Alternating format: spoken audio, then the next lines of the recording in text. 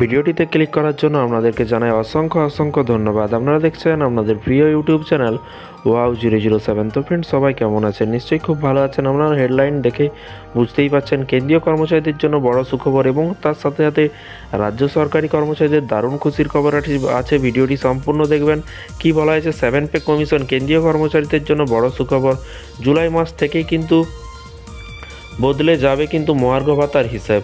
এর পাশাপাশি কেন্দ্রীয় কর্মচারীদের জন্য দারুণ সুখবর, আবারও কিন্তু তাদের মহার্ঘ ভাতা কিন্তু বৃদ্ধি হতে চলেছে আগামী 2024 জুলাই মাস থেকে। বর্তমানে কেন্দ্রীয় সরকারি কর্মচারীরা 50% করে কিন্তু মহার্ঘ ভাতা পেয়ে যাচ্ছেন।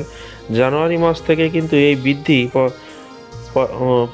প্রযোজ্য হচ্ছে, জানুয়ারি মাস থেকে কিন্তু প্রযোজ্য হচ্ছে। তবে এবারে সেপ্টেম্বর মাসে নতুন করে মহার্ঘ ভাতা বৃদ্ধির একটা ঘোষণা করতে পারে কিন্তু সরকার। যেহেতু এই মুহূর্তে ভারতের এআইসিপিআই সূচক অনেকটাই কিন্তু ঊর্ধ্বমুখী, তাই কিন্তু এবারে কিন্তু মহার্ঘ ভাতা আরও একবার বৃদ্ধি পেতে পারে কেন্দ্রীয় কর্মচারীদের জন্য। এই মুহূর্তে যেহেতু 50% মহার্ঘ ভাতা পাওয়া যাচ্ছে, তাই পরবর্তীতে যখন ক্যাশ ক্যালকুলেশন শুরু হবে তখন কিন্তু এই মহার্ঘ ভাতা সরকারি মূল বেতনের সাথে যুক্ত হয়ে যাবে এবং তারপরে কিন্তু সাথে আরও 3 থেকে 4% মহার্ঘ ভাতা পাওয়া যাবে। শ্রম মন্ত্রকের তরফ থেকে কিন্তু জানা গিয়েছে 31শে জুলাই 2024 পরে মহার্ঘ ভাতা সম্পর্কিত সমস্ত প্রশ্নের উত্তর আমরা পেতে পারি। সপ্তম বেতন কমিশনের রায় অনুসারে কেন্দ্রীয় কর্মচারীদের জন্য মহার্ঘ ভাতা এআইসিপিআই সূচক অর্থাৎ সিপিআই দ্বারা কিন্তু নির্ধারিত হয়। সর্বভারতীয় উপভোক্তামূলক সূচকের গড় যদি বৃদ্ধি পায় তাহলে কিন্তু মহার্ঘ ভাতা বৃদ্ধি পায় কেন্দ্রীয় সরকারি কর্মচারীদের। প্রতি মাসে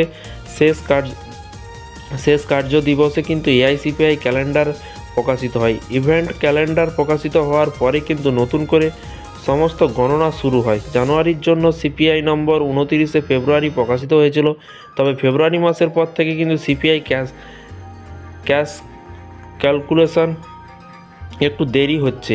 এমনকি মার্চের সংখ্যা 30শে এপ্রিল তারিখে কিন্তু প্রকাশিত হয়নি। এখনও পর্যন্ত শ্রম মন্ত্রকের কাছে ফেব্রুয়ারি মাসে এআইসিপিআই ক্যালেন্ডার নেই। তবে যদি এই ক্যালেন্ডারে প্রকাশিত হয় তাহলে সরকারিভাবে শ্রম মন্ত্রকের ওয়েবসাইটে কিন্তু এই ক্যালেন্ডার দেখা যাবে। হিসাব মতো জুন মাসের সংখ্যা 31শে জুলাই প্রকাশিত হওয়ার কথা। যদি সব কিছু ঠিকঠাক থাকে তাহলে কিন্তু খুব শীঘ্রই মহার্ঘ ভাতা অনেকটাই বৃদ্ধি পেতে পারে কেন্দ্রীয় সরকারি কর্মচারীদের।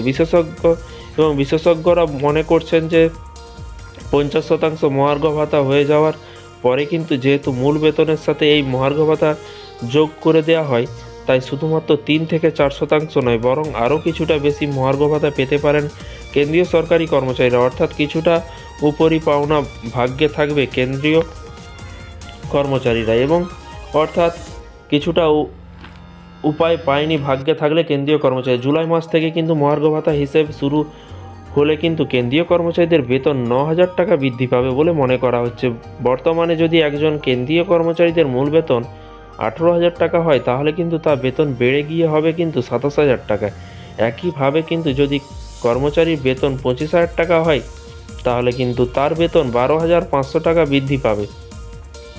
অর্থাৎ তিনি বেতন পাবেন এখন 37,500 টাকা। অর্থাৎ সব মিলিয়ে অনেকটাই বাড়বে কেন্দ্রীয় সরকারি কর্মচারীদের বেতন।